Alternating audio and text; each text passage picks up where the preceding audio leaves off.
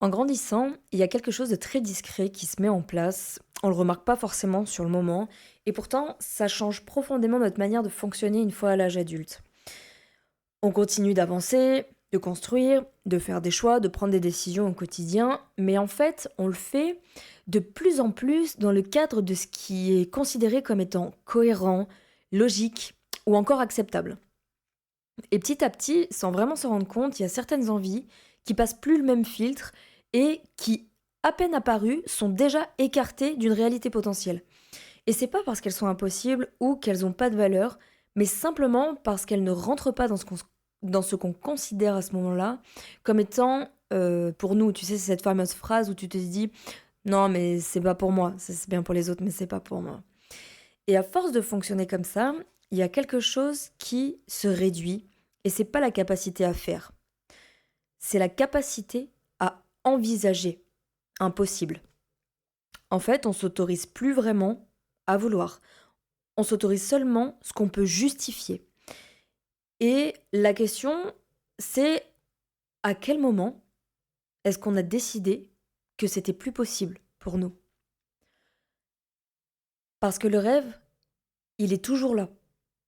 C'est la permission qui a disparu. Et ça change complètement la relation qu'on a avec nos propres élans.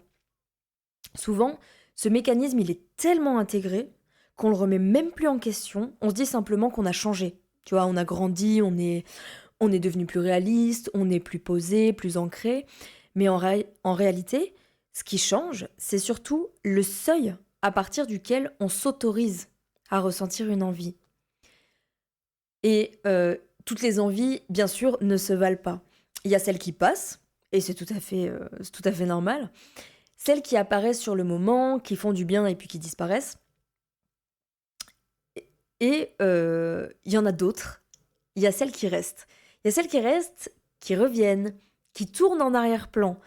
Il y a celles qu'on n'oublie pas vraiment en fait. Et même quand on les met de côté, elles laissent une trace. Il y a toujours une empreinte. Et souvent, c'est là qu'on touche à autre chose qu'une simple envie. On touche à un élan, à quelque chose de plus profond, et parfois même à un rêve, un objectif, peu importe comment tu l'appelles. Quelque chose qui te fait profondément vibrer, pas juste qui te rend content sur le moment. Et c'est justement ces envies-là qui, avec le temps, ne passent plus même le premier filtre. Et donc, c'est pas parce qu'elles ont moins de valeur, hein. C'est parce que, sans vraiment s'en rendre compte, on les a sorties du champ des possibles.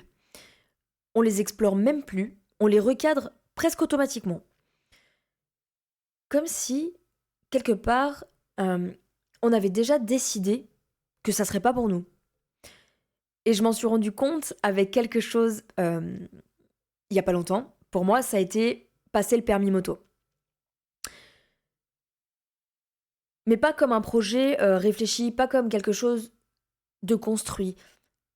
Juste une envie. Une envie qui apparaissait, qui revenait, qui était toujours là. Et ce qui est frappant, c'est que c'est pas l'envie en elle-même, c'est la vitesse à laquelle on vient refermer la possibilité qu'elle existe dans notre vie. Avant même d'être explorée, elle est déjà classée, déjà catégorisée, jugée, elle est déjà mise à distance, c'est ciao. L'objectif, le rêve, c'est ciao. C'est comme si quelque part, on avait décidé que c'était pas pour nous, mais quand une envie passe pas, qu'elle reste, qu'elle revient, qu'elle laisse une empreinte, on change de registre. On n'est plus sur quelque chose de léger ou de spontané. On touche à quelque chose qui compte vraiment pour nous. On touche à quelque chose qui est vraiment important. On touche à quelque chose qui a de la valeur pour nous. Et c'est quelque chose qui vient chercher un endroit beaucoup plus profond. C'est pas juste des envies sympas, ce sont des élans. Des élans qui portent une charge émotionnelle, quelque chose qui te met en mouvement de l'intérieur, qui te donne une énergie particulière. C'est un peu difficile à expliquer, mais c'est très reconnaissable quand tu la ressens. Ce genre d'élan qui te connecte à une joie, mais pas une joie superficielle, pas une joie temporelle. C'est quelque chose de vibrant, c'est quelque chose aussi de vivant. Et c'est justement là que le mécanisme devient encore plus rapide, parce que plus ça compte, plus ça fait peur. Plus l'envie est forte, plus elle vient toucher à ta capacité à oser, à te positionner, à te confronter à l'inconnu, et très souvent, sans même s'en rendre compte, on coupe à cet endroit précis. C'est pas parce que c'est pas important, c'est justement parce que ça l'est beaucoup. Alors, on ramène ça à quelque chose qui est plus gérable, en fait, pour notre système nerveux. On rationalise, on trouve des raisons, des excuses, c'est pas pour moi, j'ai pas le temps, c'est trop compliqué, et tout ça, en fait, ça paraît logique, ces justifications. Ça paraît construit, c'est logique, en fait. Mais en réalité, ce qui joue là-dessous, c'est autre chose, c'est une forme de protection.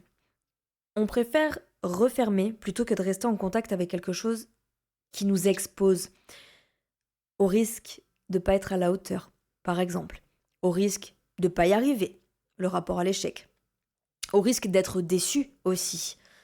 Alors on coupe avant, parce qu'on a besoin de sécurité. C'est très souvent inconscient comme mécanisme. Et en fait, ce qui est particulier, c'est que ce qu'on coupe à ce moment-là, c'est pas juste l'idée. C'est quelque chose qui, à la base, nous nourrissait profondément. Cet élan, cette énergie, quelque chose de vivant aussi. Et en le refermant, on se coupe de ça aussi. Alors peut-être qu'au fond, le sujet, c'est pas de choisir entre être adulte et continuer à rêver. Comme si l'un excluait l'autre. Comme si, par exemple, être responsable, c'était forcément se couper de ce qui nous fait vibrer. Alors qu'en réalité, ça fonctionne beaucoup plus comme une balance. Mais c'est pas une balance figée. Quelque chose, un point d'équilibre qui s'ajuste en permanence. Il y a des moments où tu es dans le cadre, tu es dans le concret, tu es dans la structure en fait, et d'autres où tu te reconnectes à quelque chose de plus léger, de plus libre, de plus instinctif. Et en fait, l'un n'existe pas sans l'autre. C'est comme le jour et la nuit. On reproche pas au jour d'exister, on reproche pas à la nuit de tomber. C'est leur alternance qui crée l'équilibre. Alors pourquoi, à un moment donné, on s'autorise pleinement l'un et on se coupe complètement l'autre? Pourquoi est-ce qu'on valorise autant une partie de nous qui contrôle, qui anticipe, qui sécurise, mais qu'on met à distance celle qui ressent, qui a envie, qui vibre? Comme si elle était moins légitime, comme si elle devait être réduite au silence quelque part, alors qu'en réalité c'est souvent à cet endroit-là que se trouve quelque chose de profondément nourrissant pour nous. C'est pas dans la logique, c'est pas dans la maîtrise, c'est dans quelque chose de vibrant qui te donne cette énergie. Et peut-être que la question, au fond, elle est là. Qu'est-ce que tu t'interdis de ressentir aujourd'hui au nom de qui tu crois que tu dois être?